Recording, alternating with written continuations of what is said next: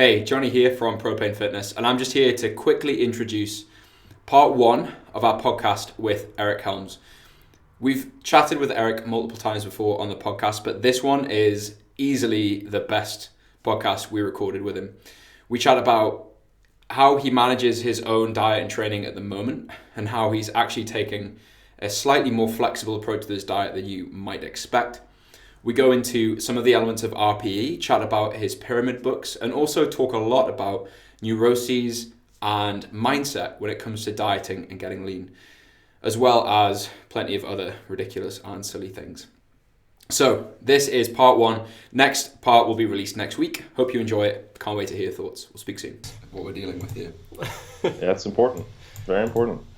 Anything you definitely want to talk about, don't want to talk about? Talk about your book? Don't want to talk about your book? Books? I don't. There's nothing I don't want to talk about. Like, if you ask me whether I'm going to have it a second or not, maybe. But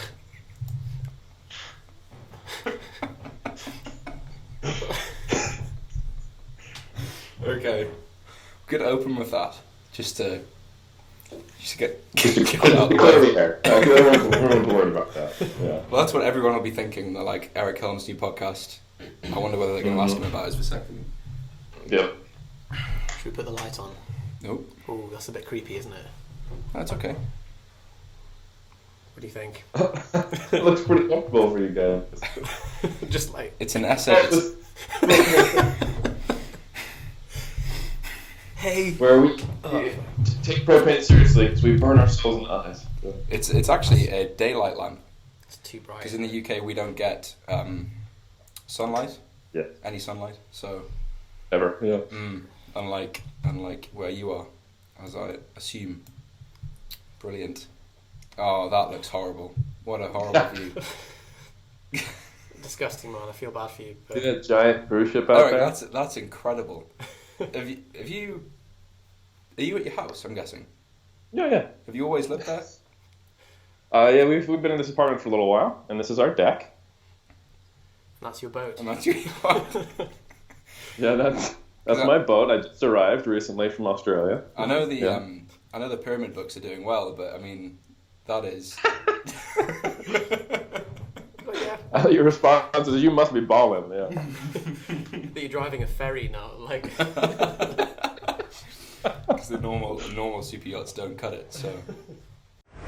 You're listening to the Propane Fitness Podcast, your ultimate resource for fat loss and muscle gain, with none of the gimmicks. With your hosts, Yusuf and Johnny. Simple rules, dramatic results. So do you have any topics that you want us to cover as we go through? Just asked him that one. Did you? Okay. So we've got a list of a couple of things. If there's any of this that you'd rather not talk about or discuss, then... Are you guys? I feel like you guys are going to ask me strange things when you keep asking me that. Like, our first question is, but is the traffic going to be a problem? Might be. Should we shut the window? Are you like? I'm boiling hot. Have you got something underneath that? It's quite revealing, so I don't really. Just wear stringers, guys. That's what we need. Just the ones that just show the. Yeah, I've got one. I'll put it on if you guys want to know. Fitness podcast. We have a very special guest with us today. His name is Eric Helms. You probably haven't heard of him. He's quite new to the industry. He actually used to coach both of us until he became too busy and too big time and left us for bigger and better things. But Eric, I'll probably murder your qualifications. So do you want to tell us a bit about yourself, accolades, experience in the industry, and what you're doing today? Yes, certainly. So I'm a coach, I'm a researcher, I'm an athlete, and as they alluded to, I only work with talented athletes, so I had to stop working with both Johnny and Yusuf. No, but seriously, I actually work with everyone at all levels. However, I am in the midst of a PhD, actually towards the tail end now, in strength and conditioning, and that has just taken up an inordinate amount of my time, as one would expect, and I have had to not take on the same client load so that I don't give crappy service to my people. But anyway, I got involved in lifting, I guess about 12 years ago, and just got obsessed with trying to get huge and trying to lift heavy things. And that extended into the science behind it and the philosophy and kind of coaching aspect behind it. I became a personal trainer. Fast forward to today, I've got a Master's of Philosophy where I did a thesis on manipulating macronutrients and protein intake in dieting strength athletes. Master's degree in the States in exercise science, and I'm at the tail end of my PhD in strength and conditioning, looking specifically at autoregulation in powerlifting training. And I'm 1/5 of the Hydra that is 3D Muscle Journey. Hail Hydra. And yeah, so we coach drug-free lifters of all walks of life, except for Yusuf and Johnny, and that's basically me. That's what I do. Cool. I think, as we should clarify on every podcast, me and Johnny don't take drugs. That wasn't what Eric was trying to imply there. Yeah. I used to coach Joey and Yusuf, but I only coach drug-free powerlifters now. So. Yeah, thanks for the take there. Yeah. The best part is that I also said I don't coach you because you're not a high enough level athlete, which means even with drugs, you guys are still mediocre. It's just a really nasty thing to say. Yeah. Well, okay, so are you going to do it or am I? Oh, fine. Well, so we normally ask everybody, well, we don't ask everybody. We have been, the majority of our content that is the most popular is us answering difficult would you rather scenarios. So we thought, you're a sensible guy. We'll see what you have to say to one of our would you rather questions. Yusuf's teed one up for me to ask you that I personally don't feel comfortable saying on the internet. So I'm gonna skip that one, and we're gonna get. He's lying. That was Johnny's idea. Okay. I can't read it, man. All right. Are we doing like what, fuck, marry, kill or something like that online? No. So yeah, the question that I've been bursting to ask you, Eric, is would you rather change gender every time that you sneeze, or lose the ability to distinguish between a baby and a muffin? Definitely change gender every time I sneeze. Okay, can you explain? Well, easy. Yeah, so I get a better life experience. I get to learn what happens in the women's bathroom. I'm also pretty good at looking at the sun and making myself sneeze again. So if I'm not feeling whatever gender I am for the day, and obviously because the other choice would be accidentally eating babies, I think that's probably a good choice. Just eating out muffins. You could say, I'm going to play it safe. I'm not going to eat a muffin again, just in case. It might also... no, don't do that. You could also that's not end up caring for I like my muffins, so... You like muffins? I told you. Yeah. You would say that. We predicted you would... You talk about liking muffins. We'd be talking to a woman right now, though, because you sneezed about Just 10 before. minutes ago. But when did I sneeze before that? Well, that's true. And what did he start off as before he first sneezed? God. Right? Don't assume my gender, okay? Oh, we've been in trouble for that. We're not going to be able to post this now. Cool. All right. So that's the. I'm not saying the other one. But it involves fingers in bums. So yes. Be thankful that yes. Okay. Yep. So how? Obviously, the last time we spoke. Well, I don't know when that was. Probably quite a while ago now. And I remember when we chatted, you were balancing Olympic weightlifting, powerlifting, bodybuilding, PhD, being a coach, super busy, and you had kind of a way of prioritizing that as part of a whole picture. So we'd love to know a bit more about how has your training diet evolved since then, and what are you shooting for goal-wise at the moment? Well, a wonderful thing happened to me called femoral acetabular impingement, which made some choices for me. So, yeah, let's see, I think that was end of 2013, early 2014. My hip started really playing up, and I started getting back pain, contralateral IT band pain, and then from the contra part, hip pain on that other side eventually. And my squat actually prevented me from being able to train on back squats because of the pain. And my squat fell from like 222 and a half down to, I want to say, like not being able to do a rep with 190 without pain. I suspected there was some type of impingement going on, but I needed to get it confirmed. So I saw, I got an MRI done, X-ray done, and I saw, sorry about the fairies. That's just Eric's yacht in the background. Yeah. The books are doing great. No, so yeah. Anyway, so I got it checked out, and come to find that I had a small labrum tear and a what's known as FAI, femoral acetabular impingement, which just means that over time, typically, the shape of my hips, which is not necessarily ideal for deep squatting, 12 years of lifting, and then including an Olympic lifting, so high velocity, very deep squats on top of high hip angle, heavy loads like low bar squats. It degenerated, not really degenerated actually, it generated bone spurs on the neck of my femur and the lip of my hip, my acetabulum, to where they started contacting one another and damaging the labrum. So yeah, I've actually switched at this stage completely to doing front squats, which allow me to hit depth with a straight back angle, so I'm not impinging. And the last powerlifting meet I did was in June, which went pretty well. I still squatted 222.5, so I've been able to basically maintain strength, but not improve it at all. That's basically 2 years of squatting the same loads. But my bench is doing well. So I benched I think 150 in that meet, and I've done 152, 155 in training. So really, I basically train like a power lifter who doesn't know that you're not allowed to put the bar on the front of your body. You back squatted in the meet, though, right? Yes, I did back squat in the meet. I've been able to basically, when a meet comes around, I can get away with about 3 or 4 heavy low bar sessions where without causing any damage or any pain, really. I don't know if I'm causing damage. I probably am. But so what I do is I'll do low bar box squats to the depth I can do without impinging for the majority of the year, and then I'll transfer that very quickly to full depth back squats.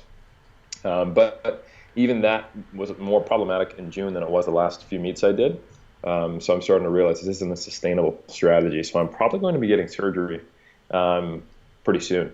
But my training has been very bodybuilding focused, just using front squat, deadlift, and bench press as kind of my primary movements. And I know that after surgery, I'll have to kind of rebuild my deadlift and my squat, but not too fussed about it, to be honest, because I've made some very good gains just kind of training more for bodybuilding lately. So more accessory work, a little more training volume, touching higher reps. And also it's made balancing things a little more easy. I don't have to worry about the Olympic lifts because I've just set that to the side until after surgery, because that's really going that deep and at that velocity, and it's just not really ideal for, jacked up hips. And I know you had, because I don't know how long you've had the pro card for, but you have a pro card in bodybuilding, correct? I've had it for a very long time, actually. So in 2011 was my last show, and I did that in August. I think the third or last week in August, I competed and won the overall in a small show, which happened to get me pro status, or rather pro qualification in the INBA. So my plan is, once the PhD is over and done with, to actually make my pro debut, and hopefully get on stage with the rest of the 3DMJ crew, who are all not just pro qualified, but actually pros who compete as pros. So that would be really cool to get on stage with the guys. That's been a long time since that. Awesome. So you're going to take things more towards the bodybuilding side for now, then? Yeah, I would say so. I think I'm also kind of right in between the 93s and the 105s. Like I have to, the last year or so, I've had to cut weight to make the 93s. Sorry about all the it's quite good that the noise was perfectly timed with, like, I'm between 93s and 105s. Get in train. That's the noise of my butt cheeks just being so thick. So yeah, I'm sitting around like 97, 98 right now, and I'd like to try to get it to 100 if I can make it not look sloppy. I probably won't push past that, but at the last meet I had to cut from 98 to 93, which is a little more than I typically like and recommend. Typically like 4% is the most I'll have people do for a 2-hour weigh-in. And I passed out on my third deadlift, which was, I was about to lock it out. I think I still would have got an up-down command, so I don't think I actually left any kilos on the platform. Because it was really I probably could have pulled 0.5 kilos less than that if I'd stayed conscious. But I started to realize that the a 5 kilo weight cut is probably, for me, for a 2 hour weigh-in, more than I should be doing. And it reminded me there's a reason why I don't let my clients do that either. So do as I say, not as I do. So anyway, I've decided, hey, I'm a bodybuilder anyway, and I'm actually making 98 look pretty damn good compared to what it's looked like in the past, where it was just kind of like, oh, you're thick,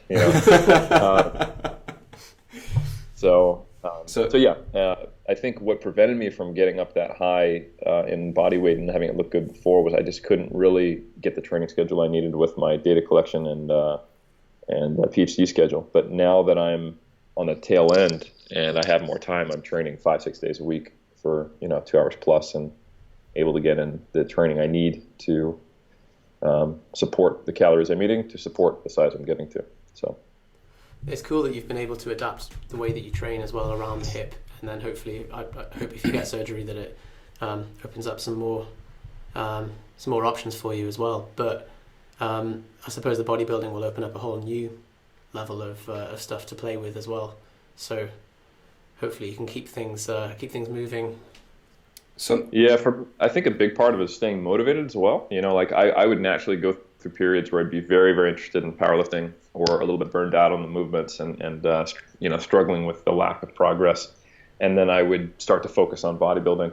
And I found they almost always helped one another, So, just I think taking a break, getting unmentally stale, maybe even putting on some sizes to help my potential strength when I go back to powerlifting. All those things kind of, played hand in hand. That's cool. It's something that I've done some. My last video log was just about kind of banging your head against a wall when you have a niggling injury, and rather than trying to just train through it, just change focus for a while. If you're not going to be getting any stronger through the injury anyway, and potentially making it worse, then being able to have that flexibility and just do something else and enjoy training while you're healing up is always more satisfying. So it's good to see that you've done the sensible thing rather than the approach that I took, which was delude myself for months, try and you're being very kind. But if you'd talked to me end of 2013, it was like, yeah, I've got a hip impingement, but I'm good. I'm just going to keep squatting 3 times a week heavy. That's familiar. And I turned a hip impingement into a labrum tear, and then I was like, oh, I should train for other things. So like, yeah, I'm not freaking Gandhi over here. I'm just looking at So something I was going to ask you about just before we go move on to something else is the position you described, that you're over 93. You're what, 97 or something? 98? Did you say? Yeah, something just like on the cusp of 97, 98, depending on the day. So I have been in a very similar situation with my own body weight for a while, and I know the more powerlifters we coach, the more I hear this topic being discussed of, I'm kind of over my weight class. I don't really know whether to get shredded and go either down a weight class or bottom of my weight class, and then sort of do the classic reverse diet back up again, or whether to just keep eating and water cut down. And I'm wondering whether you have any kind of, do you just YOLO it and you're like, I'm not fat yet, so I'll just keep going. Yusuf's stripping. Not quite. Just getting bored, so just yeah. Do some press ups. So do you have any kind of criteria for, like, I'm a strength athlete, I'm going to do this with my body weight based on my body composition? So for people in a similar situation, weight class wise? I think typically looking at it from the quantitative numbers is not the right answer, because people go, oh, I can be 9% and then I can compete in the lower weight class. Yeah. And it's like, yeah, but what do you have to do to be 9% all the time? Is that a sustainable mentality? Is always tracking your food to some degree and being always feeling slightly restricted? Is that level of stress conducive to being stronger? Or even just, is that going to burn you out of wanting to do the sport? I mean, bodybuilders take long off seasons to compete every other year at the most when they're doing it right, in my opinion, unless they're seasoned veterans who have a low settling point. So why would you expect that someone who doesn't even really want to bodybuild, who probably has less, food discipline than a bodybuilder, to be able to, walk around, 5-6 pounds over, stage weight all the time? So I think that's something that a lot of powerlifters kind of overlook, and they're looking more at the hypothetical elite status or medal placing they could get if they just maintain their strength and drop some body fat. Yeah. Which often, A, it's an assumption that they're not going to lose that much strength. And then B, they don't take into account that psychological side of it. So the way I look at it is that if someone is within, say, 2 to 3% of being over, then maybe we should just try well, I wouldn't even say a water cut. That makes it seem like that's all that's happening. But manipulating carbohydrate, sodium, water in a 1 to 2 week period tops before each comp, and experimenting, trying to find the right formula that minimizes any kind of detrimental effect to performance on the platform as a way of making weight, with the understanding that if the person is not an older, experienced lifter, that they may end up needing to move up to the next weight class just because they're going to keep developing. If someone is well over that 3% range and they're not, overweight in terms of body fat levels, then I kind of just have to tell them, look, I don't think this is a good idea. You could cut, you can qualify once and cut, and then just, like if you're a high level lifter and you were like, I actually can get gold or a world qualification and represent my country if I was to cut down 1 weight class, it's not unreasonable. I'll encourage a person, hey, let's go for it and see what happens, And they often, I've done that a few times and it's been successful, but it's typically not sustainable. It might mean the person has to spend most of the year at a higher body weight and then cut just for one meet, and then it makes qualifying harder. So it can work as a one-off type of thing. But I think most of the time, unless you're just kind of hanging around 2 to 3% over, or you're over fat, moving down a weight class doesn't make as much sense as some people think it might. I think it's getting more and more common for people to drop weight classes when they're fairly new to the sport, and you see people doing all kinds of complicated water cutting methods to make weight, and then they end up not even qualifying for nationals and stuff like that, and you think it's a lot of pain to put yourself through for not a lot of reward, really, and you're just hampering your total and your Wilks at the same time. But that's interesting. Yeah. So you basically have like a cut-off body weight wise, and anything over that, maybe move up a weight class. Yeah, and more importantly, and you guys have had some experience with this, like I'm willing to experiment and try something with someone if they want to give it a go. And just see, especially if they're mid between 2 weight classes and their body fat isn't too unreasonable and they have a good relationship with food, we can give it a ride. But at the same time, with the understanding that that's going to be a learning process. And we may find out, hey, no, that was a bad idea. We should definitely try to be an 83 versus 74 or something like that. So Eric did that with me I was just thinking a couple of years ago, where I dropped from sort of 82 kilos down to 73.95, so 50 grams under the limit post dehydration and everything for a competition. Didn't you weigh 94.1 as well? Didn't you just miss it? 94.1. Sorry, 74.1. Yeah. Just rebounded. Yeah. No, so that was a bit later on. I was 76 something, but. Yeah, so that was at the high end of the range that you're talking about, Eric, and there wasn't too much of a drop in performance, but I was at the end of a diet, pretty much bodybuilding lean, if you remember, and it was pretty grim, and I don't think it's quite traumatic even being that lean and thinking I've got to get back there to compete again, and so I think even just going through the experience and seeing the added stress that it puts on top of the whole competing experience, and realizing that I'm not a world level athlete, so it's at the end of the day it's a bit of fun, and if it's making this whole thing quite unpleasant just to squeeze out a few more made you points, quite unpleasant as well. Made me quite unpleasant too, so I'm just joking. I actually barely noticed, but that was something we were could maybe go. But that's just because you're a bad friend, really. Sorry.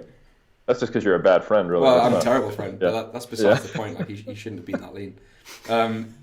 Here's a question, Eric, that might lead down a line of discussion.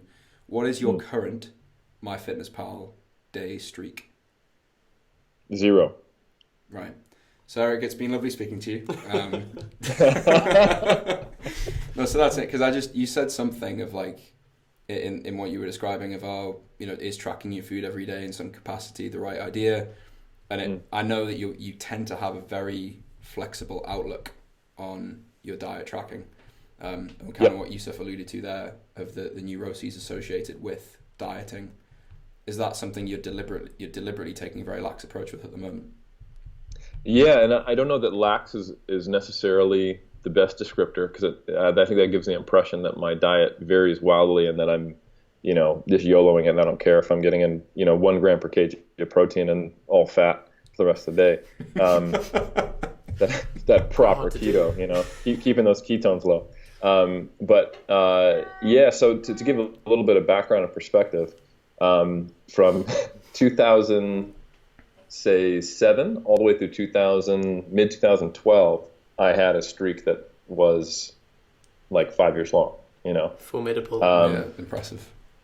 And there were days I estimated and entered it. There were days I ate out and eyeballed as best I could, et cetera, et cetera. But I always tracked, and I got very used to that. But I started to kind of realize that the whole reason we would track macros and take a quote unquote flexible dieting approach, which at that time I thought was synonymous with IFYM, was to allow flexibility. But if you are putting 3 numbers on a pedestal and rigidly following them, that is just another form of a rigid diet, and it has its own and similar set of neuroses that come with it. So I started to think, the whole reason we do this and we teach people to track is to hopefully change their habits. So if I have to keep doing the thing that supposedly has changed my habits, have my habits really changed? So anyway, I started to think differently about this, and decided to give it a go once I moved to New Zealand to not track. And I came back to tracking for a 12-week study back in early 2015, I believe, as a part of a master student's project who I was supervising. I was one of the subjects in the study, and found that when I did my baseline tracking, I was at I want to say like 2.1 grams per kg of protein or something like that. I was eating just under 400 grams of carbs and right around 80 to 90 grams of fat, which was pretty much identical to my tracking that I used to do. So it was a good kind of check-in to realize that, of course, I can't really not know what my nutrition and numbers are after 5 years of tracking, and it comes down to, in my opinion, what is the least amount of variables you can track while still getting optimal results.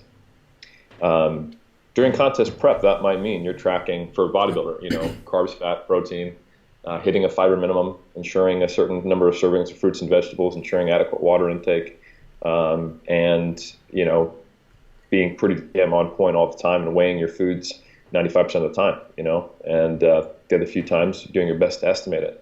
But for the off season, where your body fat levels are high, you are not going to see decrements in performance just from a 50-gram swing of carbs, because it's not a 30-year carb intake. There's really no reason and no benefit, and potentially there's a detriment to being that food focused and stressed for trying to do that. So with my competitive athletes, and like I did with myself, typically what I do is they will track their macronutrients through a contest prep, and then as they come out of it, we will, in a stepwise tapered fashion, start scaling back to the point where they're tracking the least amount of things that they need to track personally. Often kind of the end point would be just tracking body weight and getting an average, and seeing the change in body weight as the surrogate for energy balance. That is, if they have a healthy relationship with a scale, which can't be assumed. And then the things that they struggle to get in habitually, they track. So, for example, I tend to undereat protein, and oddly enough, as a protein researcher, when I don't keep some kind of mindful awareness of it. So I keep a constant track in my head of what's the protein intake in my each meal, and I figure out where I'm at by the end of the day. And that might mean I drink some chocolate milk before I go to bed to get up to my target number. And I also ensure that I have a serving of fruit and vegetable a couple times a day, because I tend to not do that if I don't as well. Other people have to make sure they don't undereat on a different macronutrient, overeat on a different macronutrient. So it just depends on where they're, what habits they have or have not developed. So this is precisely some of the stuff we wanted to ask you about. There's quite a few issues there as well. So you tracked meticulously for a few years, and then when you switched away, you'd almost develop those sort of behavioral grooves to then still be eating the same targets even without tracking. And I've heard you speak before about people almost transplanting the neurosis of of other diets just onto those 3 numbers until they're just elevated, and then they still get all of the anxiety from the macros, the things that are supposed to be more flexible. And yeah, we use a similar approach, and I remember you going through that with me, of gradually reducing the precision of tracking as well as the amount of tracking. We often find that people see that process as a source of anxiety in itself, just like the stabilizers on the bike are being taken away, and they freak out. How do you deal with that when somebody gets comfort from the act of tracking itself, and how do you start to let them relinquish control? That was well, me. That was 100% me. Yeah, 100%. And I think many times you have to look at it as if it ain't broke, don't fix it. So sometimes some people are very comfortable and fine with a certain level of tracking long term. And especially in some clinical populations, that may always stay. Like if you're talking about someone with a true eating disorder, some of the ways that that's treated is that they always have some kind of objective kind of quantifier, so that they don't, do something unhealthy. And that is as flexible as it gets for them. But, more along the non-clinical side of it, like we're talking about, like Johnny, like you experienced, is there's nothing wrong with leaving a certain level of tracking in if it provides the person only positives. But it often doesn't, or it's a kind of a mixed bag. And when it's a mixed bag, that means you just have to kind of coach the person through that process if you're working with them, and then adjust the pace of that kind of tapered process. It can take very long, or it can be pretty quick. I've had people, experienced bodybuilders, who are so done with tracking afterwards, and they're experienced enough to where they don't need to go through, okay, and now we're going to go to plus or minus 20 grams, and now we're going to go to protein and calories. They're just like, no, I'm good, bro. I'm going to eat. Yeah, that's kind of how it goes, right? Yeah. But no, I've had some experienced competitors who I've worked with who go straight from tracking within plus or minus 5 grams to eating whatever the hell they want, putting on 10 pounds within a couple weeks, and then eating normally, and they're fine. But I think when people see that and they want to emulate it, they forget what that person has done for years. You might look at my behaviors and be like, oh, that's kind of cool that he can just track and do that. I should be like Eric Helms. And then you're like, well, you have to remember that I did 5 years of if it fits your macros and tightly tracking. And I think one is not just a light bulb moment where I switched to something better. Literally, I only learned how to do from doing that. That's how I can look at foods and know their macronutrient content. I habitually make better choices. I think the only things that I really had to learn or relearn, I should say, would be the sensations of hunger and fullness, which I just stopped paying any attention to. I was just eating by the numbers, and then being able to associate, kind of my macronutrient intake and my calorie intake in my head with how full I feel, with how my scale weight's changing over time, so that I can basically by feel know when I shouldn't be ordering the pizza at dinner, but instead ordering a salad with salmon or something like that. So yeah, I would say, to get back to your questions, I kind of went on a tangent there. When you've got someone who is struggling with the process of becoming more flexible, a lot of times they need proof. So they need time spent at, okay, now we're just doing protein and calories, and after 3 months of them still progressing as normal in training and not seeing any downside to their body composition, that's when they get the emotional buy-in, which I don't want to speak for Johnny, but I think that's basically kind of how you experienced it, was we had to give it some time. Yeah. So that's everything for part 1 of our interview with Eric.